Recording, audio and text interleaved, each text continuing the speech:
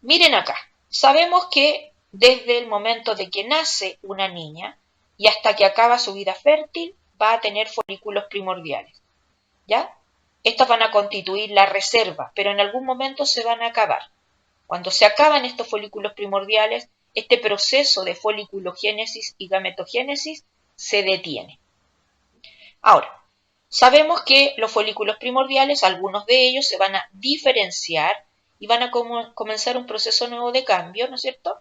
Por los cuales vamos ahora a tener folículos primarios en diferentes estadios de desarrollo, porque cada vez tenemos más capitas de células cúbicas. Hasta que llega un momento en que aparecen cavidades entre las células foliculares, se forman las tecas, que están a la teca, y le vamos a denominar folículo antral secundario. Pero este folículo antral secundario cada vez crece más en número de células, en cantidad de líquido, y se aparece una sola gran cavidad, y a este folículo, que es antral también, le vamos a denominar folículo de De Graaf, folículo terciario o folículo maduro. Y sabemos que este expresa no solamente receptores para FSH, sino que cuando llega a este estadio de desarrollo expresa receptores para LH y cambian. Hay muchos cambios acá y el más importante que hemos revelado es que este ovocito termina su primera meiosis e inicia la segunda.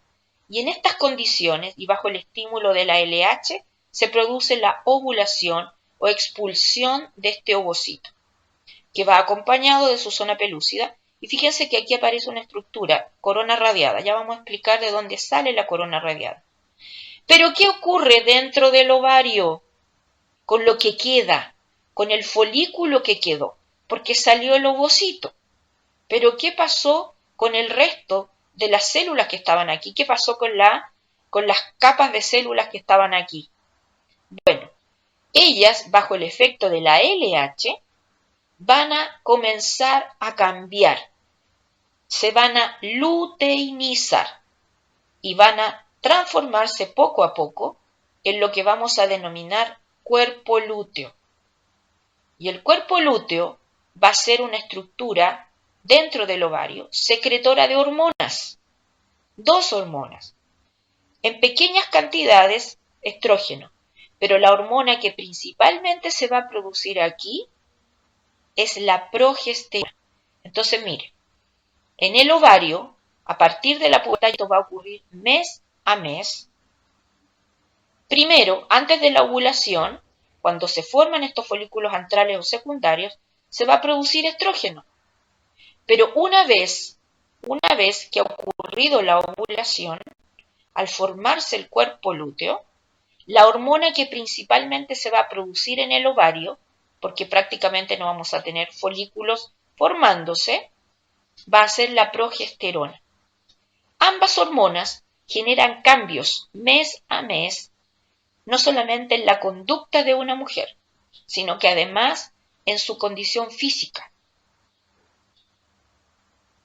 Ahora, ¿qué parte es la que más nos interesa? Los cambios que ocurren a nivel del aparato reproductor femenino, específicamente en el útero, porque los cambios estimulados por las hormonas ováricas, estrógeno primero y luego progesterona, van a determinar o van a favorecer una posible gestación.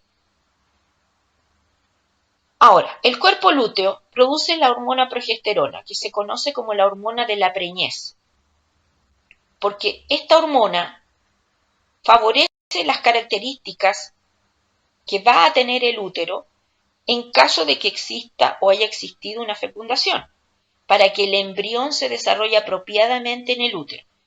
Pero si no hubo gestación, no va a llegar el estímulo necesario para que el cuerpo lúteo siga viviendo.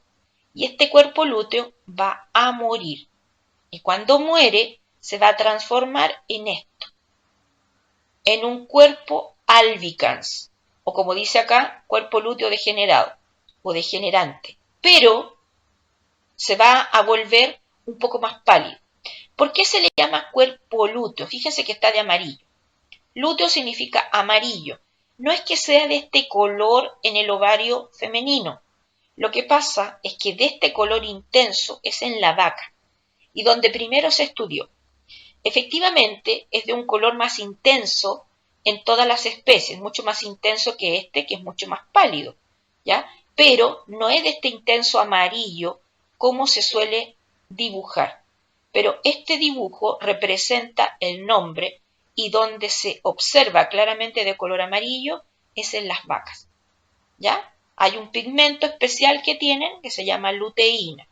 ¿Ya? Ahora, ese pigmento no es tan desarrollado en otras especies, pero aún así se mantiene el nombre de la estructura.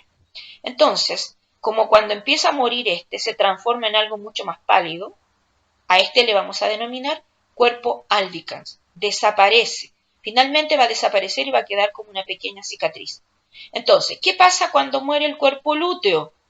Comienza nuevamente este proceso que acabamos de indicar. Nuevamente, algunos folículos primordiales van a ser reclutados y van a comenzar este proceso de diferenciación. Llegamos a la ovulación y lo que queda en el ovario nuevamente se transforma en cuerpo lúteo. Y esto va a ocurrir así sucesivamente hasta que o se produce una gestación y el cuerpo lúteo va a extender su vida, ¿no es cierto? Y este proceso va a quedar detenido mientras dure la gestación, ya no va a ocurrir la diferenciación de estos folículos. O hasta que se acaben los folículos primordiales y ya no pueda continuar este proceso. Ya son los momentos en que se detiene la ovogénesis y la foliculogénesis, por dos razones, o porque hay gestación o porque simplemente se acabó nuestra reserva fértil. Nada más. Bien, lo que tenemos acá es una representación ahora, es una imagen de un corte histológico de un ovario adulto, en este caso es de un animalito. Esto fue tomado de un libro de histología humana, pero no siempre se pueden utilizar muestras humanas porque no son muy claras, porque son muy grandes. Hacer un corte histológico de un ovario humano que es muy grande, imposible tenerlo todo. Entonces acá se tomó el ovario de una gatita. Entonces se utilizó una tinción especial y miren acá, aquí estamos viendo parte del hilio ovárico. El mesovárico es prácticamente tejido conectivo ligamentoso que llega a esta zona, pero esta es la zona del hilio. Acá tenemos la zona de la médula, ahí está señalado, y la zona de la corteza. ¿Y qué tenemos en la corteza? Miren, todas estas pelotitas que se ven aquí, chiquititas, son folículos primordiales. Y estas de acá, miren, todas estas de acá, son folículos en distintas etapas de desarrollo. Aquí, por ejemplo, hay unos folículos primarios, y estos que tienen cavidad son todos folículos antrales, algunos secundarios y otros terciarios o maduros. Bien, ¿y por qué tenemos destacado esto en el recuadro? Porque esta es la región más superficial de la corteza, donde se alojan los folículos primordiales. Todo esto es corteza, pero a esta región se le llama corteza superficial para diferenciarlo de esta que se llama corteza profunda. En esta imagen no hay ningún cuerpo lúteo, que significa que al momento de hacer el corte histológico, en esta hembrita de gato, ¿cierto?, no había ocurrido la ovulación todavía. Solamente teníamos folículos en formación.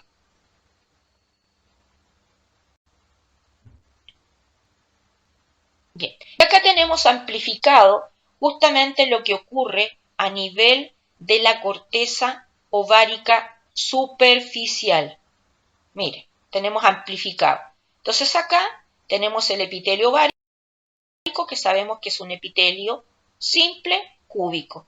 Aquí está este conectivo especializado con células muy particulares, no clasificables dentro de los otros tipos de células que hemos mencionado en alguna ocasión. Eso ocurre en general en el ovario. Esta es la túnica albugínea. Y acá es donde ya estamos viendo elementos de la corteza. Todos estos de aquí son folículos primordiales. ¿Cómo están formados? Todo esto es el ovocito 1. Esto pálido, con esto más oscurito en el centro, es el núcleo, y todo esto acidófilo corresponde al citoplasma del ovocito. Los ovocitos son células muy grandes, pero miren cómo están rodeados, y aquí se nota mejor, por esta capita de células planas. Folículo primordial. Ahora, y acá, como estamos viendo a partir de la pubertad, miren, ya a partir de alguno de estos folículos primordiales, uno de ellos al menos aquí experimentó un cambio. Aumentó de tamaño el ovocito. Todo esto es el ovocito. Ahí está el núcleo con su nucleolo. Todo esto es el citoplasma del ovocito. Y miren la célula, en este caso foliculares cilíndricas, una única capa. Y en conjunto a todo esto le llamamos folículo primario. Y como tiene solamente una capita de células, le llamamos folículo primario unilaminar. Todo el tejido que está aquí entre los folículos constituye estroma ovárico. Y el conjunto de folículos se llama parénquima ovárico. ¿Bien? Ahora miren, aquí tenemos representado esquemáticamente un folículo primario unilaminar y un folículo primario multilaminar, pero muy avanzado. ¿Para qué vamos a mostrar todas las capas que van apareciendo? Entonces acá tomamos el primer folículo primario que aparece a partir de la pubertad y tenemos otro más avanzado, en donde fíjense, en el caso del más avanzado, tenemos nuestro ovocito 1, que sigue siendo, recuerden que siempre está en profase 1, diploteno. Entonces acá todo esto sería el ovocito, tenemos el núcleo con su nucleolo, el citoplasma del ovocito. Y como tenemos más de una capa de células foliculares, ahí hay muchas células foliculares, pero a partir ya de 2 capas aparece rodeando al ovocito, aquí la pintamos rosadita, ¿no es cierto?, la zona pelúcida.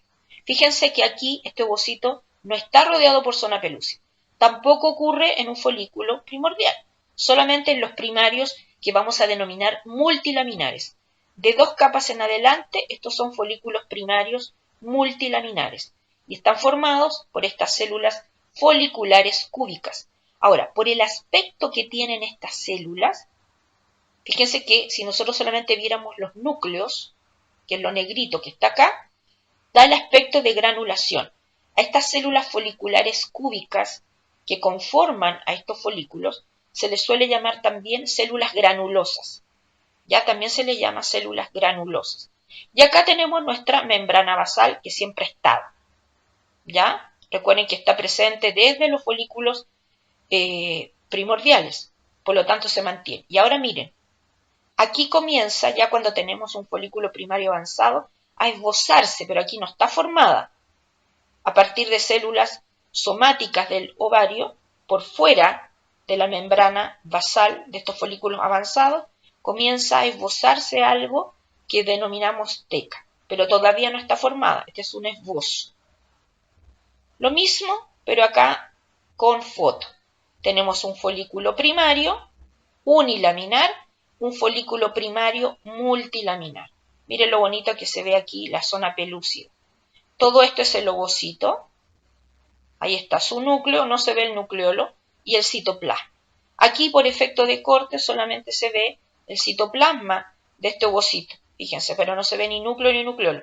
Miren cómo ha cambiado, ha aumentado de tamaño el ovocito, pero en su estado divisorio sigue siendo el mismo.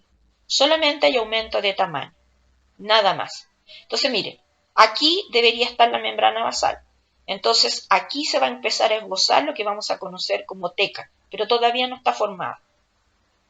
Todo esto es estroma, donde estamos solamente pensando en el tipo de folículos que estamos viendo, en la corteza ovárica y más bien en una corteza superficial por el momento.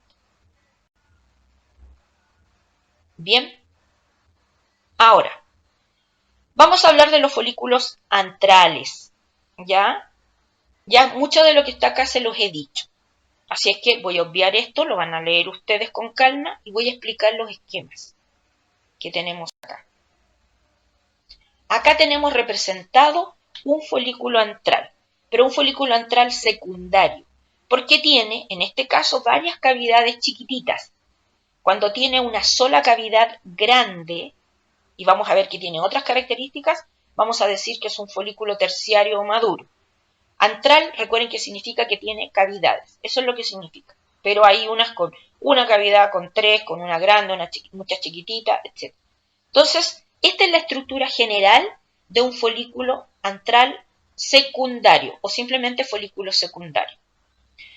Cuando ya tuvimos el último folículo primario más grande, es un multilaminar, al cual se le suele llamar macizo también, lo habíamos dejado con muchas capas de células foliculares, ¿no es cierto?, acompañando a este ovocito. Y habíamos dejado esbozado por fuera lo que íbamos a denominar teca. Pero ¿qué pasa? Junto con la aparición de estas cavidades, que ya explicamos que hacen referencia a la secreción de líquido por parte de las células foliculares, y ya hablamos de la composición de este líquido, y ya también explicamos por qué aparece. Porque estos folículos expresan en sus células receptores para FSH. Y la FSH va a estimular todos estos cambios. Entonces, sabemos que aquí se va a producir hormonas, y la hormona que nos interesa es el estrógeno, que va a ser liberado a la sangre. Pero acá, por fuera, vamos a tener tecas. Y ahora la teca está completamente formada y tiene dos capas. Eso se ve en los folículos antrales. Hay una teca interna secretora de hormonas y hay una teca externa de características fibrosas. Solamente hay una protección. Eso está explicado en la diapo anterior. Bien, entonces, fíjense la estructura de este folículo antral secundario. Seguimos teniendo un ovocito 1 rodeado por su zona pelúcida. Seguimos teniendo células foliculares no organizadas ya en capas como veíamos delante. Se fijan, están más desorganizadas porque aparecen cavidades en el interior. Y a estas células, en las que yo les decía que por el aspecto les solemos llamar granulosas, ¿ya? Para diferenciarlas de las células de la teca, ¿ya? Teca interna, recuerden sus características. Estas células son grandes, son globosas, son secretoras. Bien, en cambio la teca externa son células alargadas, muy parecidas a los fibroblastos. Ya aquí se produce colágeno también, una gran cantidad de colágeno tipo 1. Y esta teca tiene una función más bien de tipo protector. En cambio la teca interna es secretora de hormonas, que se combinan con las células de la granulosa para formar lo que llamaremos estrógenos. En conjunto se producen. Bien, acá tenemos una imagen obtenida desde un corte histológico de un folículo antral secundario.